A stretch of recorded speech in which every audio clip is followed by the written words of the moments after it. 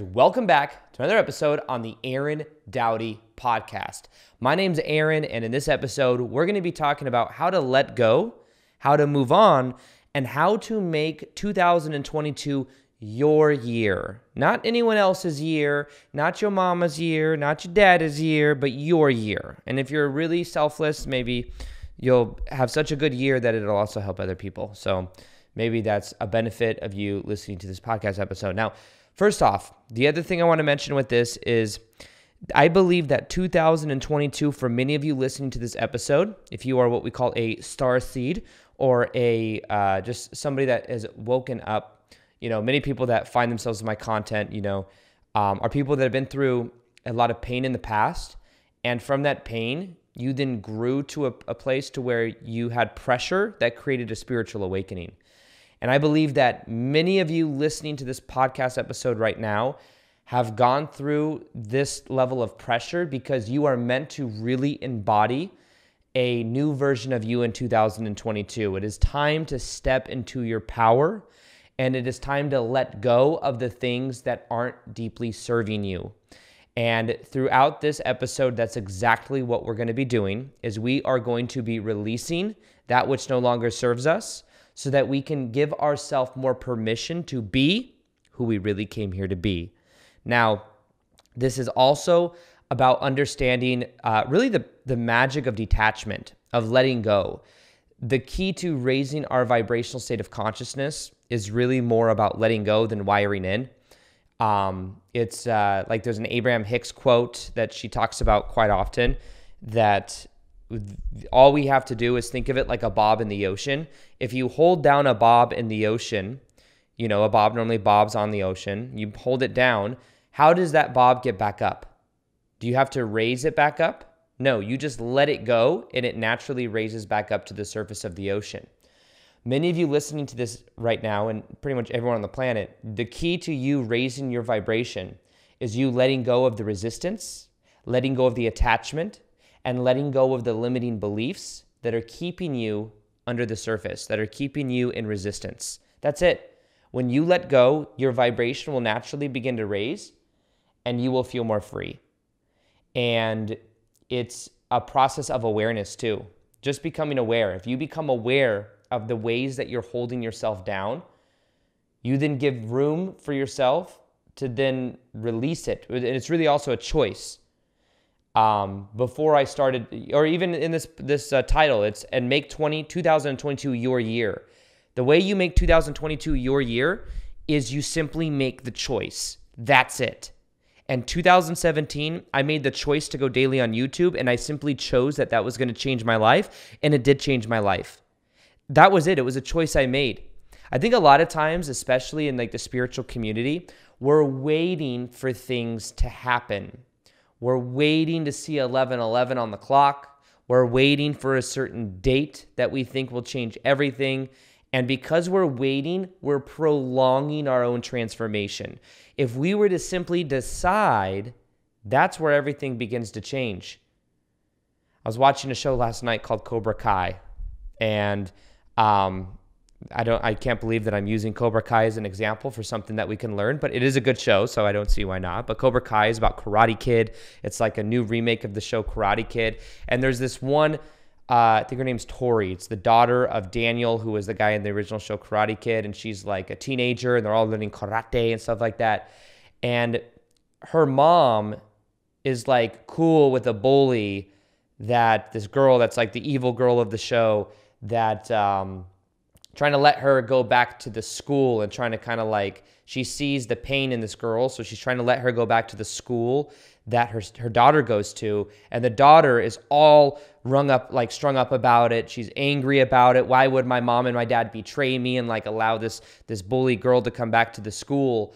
But then she went and she saw one of her friends that she used to be best friends with, and her friend showed her like there's that when her friend went to this new school in Santa Barbara, and when her friend went to that school, she normally had bullies and stuff like that, and she was sure that this one girl was going to be a bully. So what she did is she went up to that girl on the first day of school, and she said, and introduced herself and said that she liked her shoes or something like that. That's now her best friend. This is, of course, a show, but the idea is that then inspired her to take her power back. And instead of seeing her as the victim of like the parents that have chosen this other friend, she's decided and she said, you know what? I'm going to call the shots. So what she did is she then decided that she wasn't going to let it affect her so much. And she went in and she kind of like, when that girl then started back at school, she then kind of expressed to her, like, it was kind of in a very actually aggressive way, but she's like, it doesn't make a difference to me. B word. Okay. But the reason I'm sharing this is because at any moment we can choose what meaning we give to the situations in our life. And in 2012, another thing that I decided is I said that I'm sitting down to learn meditation. And prior to this, by the way, my story was I can't meditate. I have ADHD. My energy's all over the place. It was to a point to where there was a manager that I worked with at Nordstrom's that literally was telling other managers that she thought I was on coke because of how energetic I was. And I wasn't on anything. I had never done coke in my life at that point. I've done it twice in my life, and it was a long time ago, but I don't even know why I'm sharing that.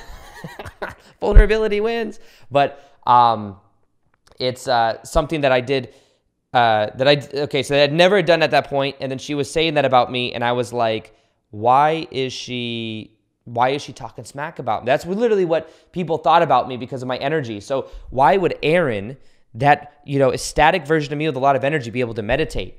Well, I simply decided that I was going to meditate, and I sat down and I was staring at the candle flame. And I also decided, I just had this feeling, this download, and this decision that this is going to change my life forever. So what if many things in our life are just permission slips for us to transform our life? We could just decide at any moment. And then because we decide, it then changes our life. I was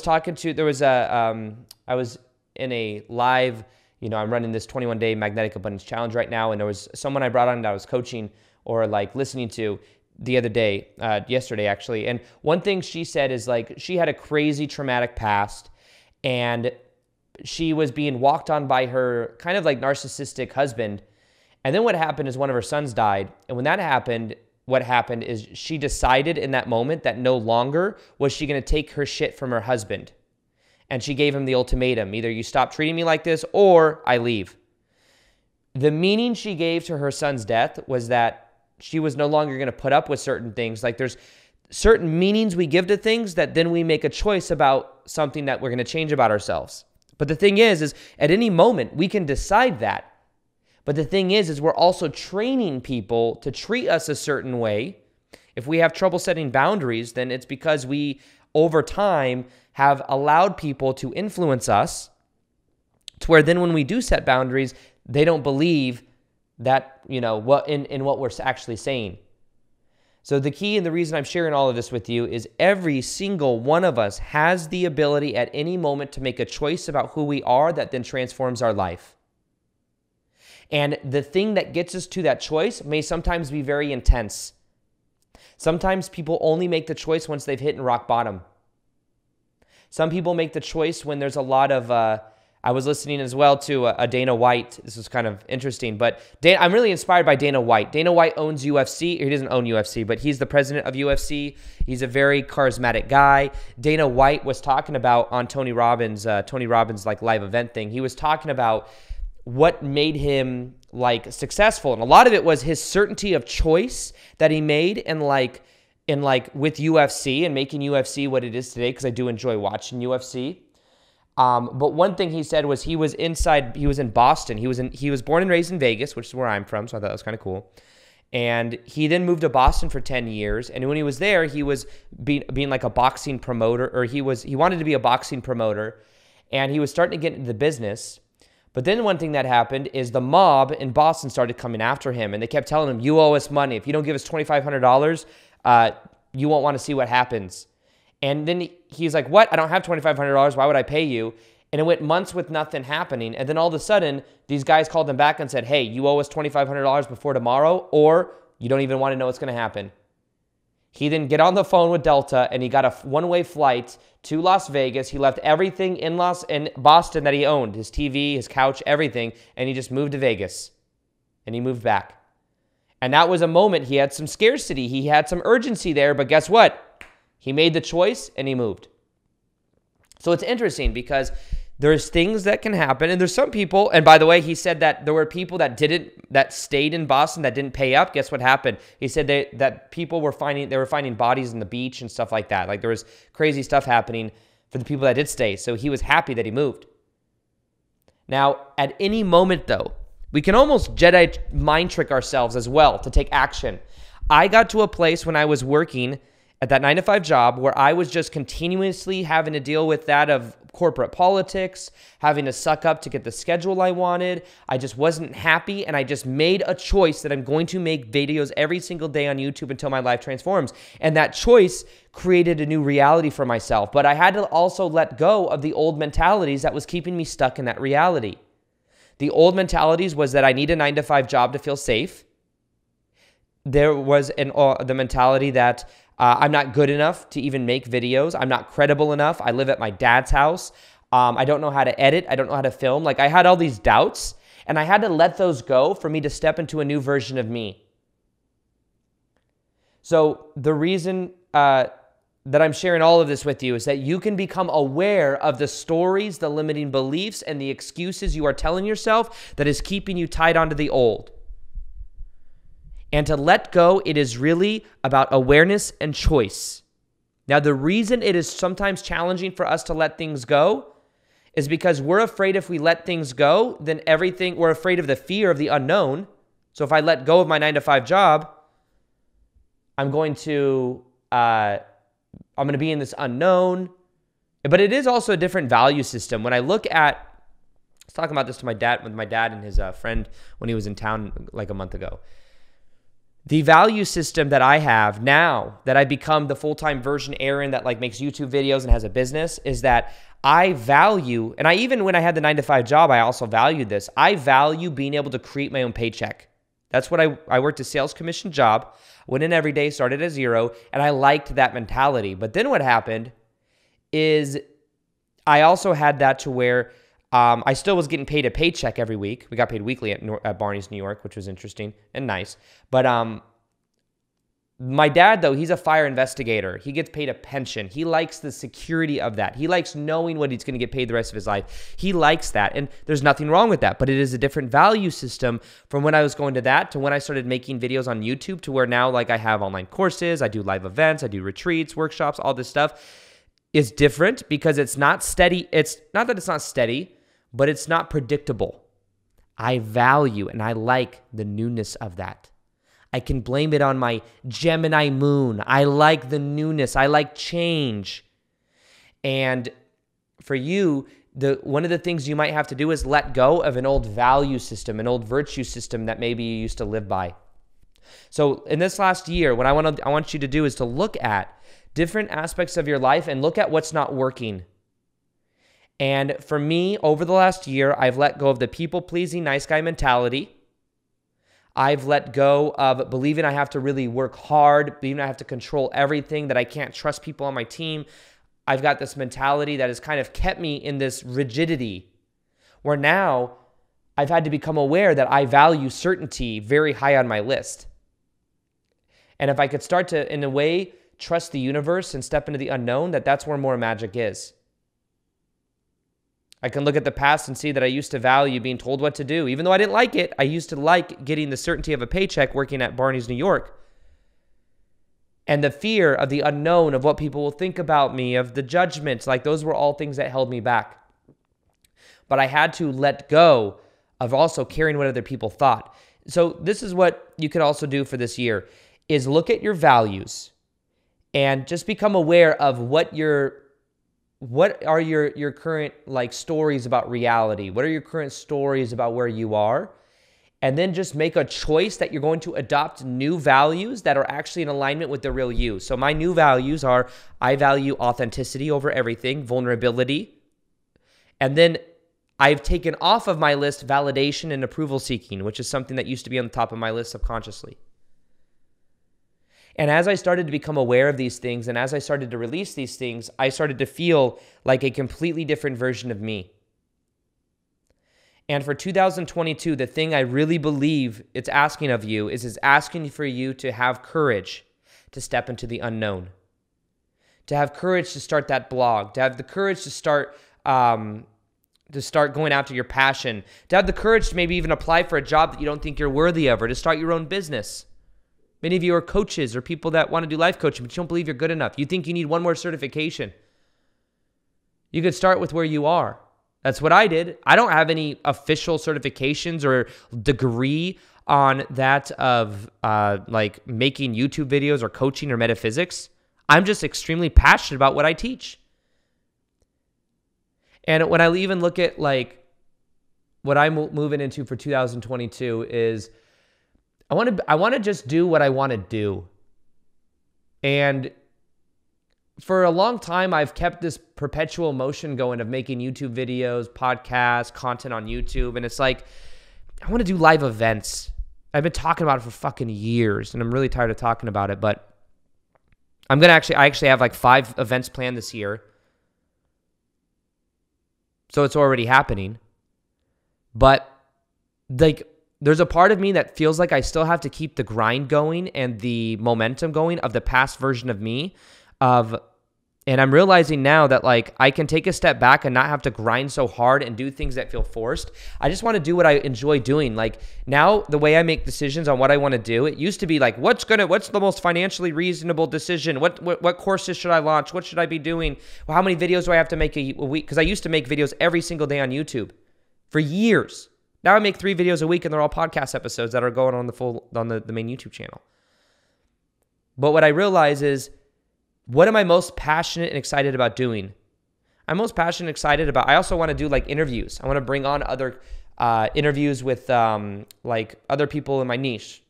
I want to like reach out to like maybe Bob Proctor or Joe Dispenza, like people like that, and get them on the podcast.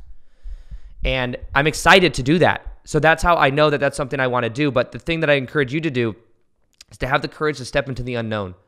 That's requiring me to reach out. There's like degrees of self-sabotage that comes up. Oh, you think you're at the same level, or you think you're good enough. These thoughts are just there to keep me safe and to keep me making YouTube videos and keep me in the grind of what I'm doing. Making videos I know is going to be a huge shift for me. I had an astrology reading from someone named Braca, who's like a really well-known famous astrologer. I got it for Heather and I for the holiday gift. I got her like like a couple's session. And one thing she said is about May of June of next year, my astrology shows a huge shift to my identity. Well, guess what? I've got like 2 events scheduled back to back. I bet you when I start doing these live events, it shifts my identity, and that's all I want to do is live events. And I'm excited. And at the same time, I'm realizing, well, until then, what do I do? But what I'm realizing is like those thoughts that come up, the sabotage, the imposter syndrome, it's all there to keep me safe. And it is always going to be there until I step into this new version of me. And then I start realizing that there's nothing to actually be afraid of. And the thing is in our minds, we make it up to be much bigger than it is. But a lot of times I see people that are like, I'll start making my YouTube channel. I'll start doing this. I'll start doing XYZ when the self-sabotage and the imposter syndrome is gone. The thing is it will be there until you step into this new version of you. It is there as trying to keep you from being this new version of you because it doesn't think it's safe. But realize this, all magic happens in the unknown. So stepping into the unknown is what is going to create something new for you. If we think, feel, and act the same way we've always acted in that the very comfortable, familiar zone, then we'll get what we've always got. We get what we've always got. But instead, if we make a choice and we step into a new version of ourselves, that is what is going to transform our lives. Now, the other thing that I want to share about this whole process is the key to letting go of the past is becoming aware that everything in our reality is a fundamentally neutral thing with no built-in meaning, even the crazy shit that happened in our past. One thing that really changed my life back in 2012 was when I went through my awakening. I realized that all the pain I went through when I was a kid, from 7 to 15 years old with my ex-stepmom, all the control, all the abuse, all the malnourishment, everything, that led to my spiritual awakening 10 years later. So I became very grateful for it. I looked at my past and I saw that it led to my spiritual awakening. Many of you have been through a lot of pressure growing up. You've been through a lot of crazy things. You may have had crazy toxic family dynamics. You may have had abuse, whatever it was. Realize that a lot of us offloaded a lot of the pain we experience in our life so that we can then go through a transformation. We could create pressure. And the interesting thing is that right now what's happening on the planet is there's pressure being created through all the craziness going on to help people go through awakening, because now is a time of awakening on the planet. You offloaded a lot of that in your past, but realize it's beautiful because it led to your spiritual awakening. You're awake now. You're listening to this podcast now, to this video now. Most people that aren't awake or not aware of this kind of stuff, they wouldn't even listen to this far in. So give yourself credit and realize that it's a beautiful thing. When you reframe the meaning, that's when things changed. For me, I had to let go of the old anger and resentment towards my ex-stepmom. By realizing that also my ex-stepmom, who's a narcissist, her dad was abusive towards her and a narcissist as well. So guess what? She's just playing out that pattern. I was able to forgive her. I was able to understand her, not necessarily agree with it. I wasn't like so grateful that I went through so much pain, but I was grateful that it led to where I'm at now. And the thing that I'm encouraging you to look at is look at your past and realize it led to where you are now, but every moment you're a new version of you. Every moment you're a new version of you. Every moment you're a new version of you, and all you have to do is give yourself permission to make a transformational decision that changes your life. Letting go and moving on is the choice that you make when you know that it's time to step into the new. Step into the new. I'm going to be doing live events a year to step into this new version of me. I'm afraid almost to let go of like how much content I've created in the past, but I realize that I have to let go of this and I have to put my hand off the vine for me to then get into the new vine, like Tarzan. I have long hair right now, so I kind of feel like Tarzan. But the thing that I think will really transform your life more than anything else over the next year is, one, becoming aware of your attachments. Become aware of what your attachments are. Are your attachments limiting beliefs? Is it an ex? Many of you want to attract love, but you are still attached to your ex. It will not happen until you let that go. The reason it's hard to let go is because of the story you tell yourself about the situation. That's it. It's the story you tell yourself, and you're afraid that if you let this person go, that you're going to be alone. You're afraid if you they're your one shot at love. You're afraid that if you let them go, that you won't get what you want. Letting go is the ultimate act of abundance. For me to attract love, I had to let go of my past relationships. I had to let go of a past relationship. It was very challenging to let go of, but when I finally let it go, all of a sudden new opportunities came in, and then I met Heather. The reason I share that with you is because literally for 2 years I was in limbo mode and nothing was happening, and it was because I was still attached. And I thought letting go was so hard, letting go was so hard, letting go is so hard. Letting go is just a choice. It is actually easy. The thing is we make it very complicated because we are fighting for familiar patterns. We're fighting to stay in the familiarness of our childhood dynamics. Most of the people that are attached to their ex, guess what? They're fighting for similar childhood dynamics. The person they're with reminds them of their mom or their dad, and they feel familiar with that. Familiar, also the word family, and they're fighting for it because it's what they think they deserve. You have to get honest with yourself, though. And you have to realize that if you keep saying yes to an old pattern, that's all you're going to continue to get. And I was getting an old pattern of like people not feeling chosen, not feeling good enough, not feeling... I feel like there's a level of emotional unavailability that I was feeling conflicted with because I was also emotionally unavailable. That's the funny thing about some of this stuff. We like to point the finger, not realizing that there's something active in our energy that is attracting these kind of things. So what I would recommend you do is become aware of these patterns, because as you do, it will completely transform your life, and make the choice to let go. Making the choice to let go is very easy.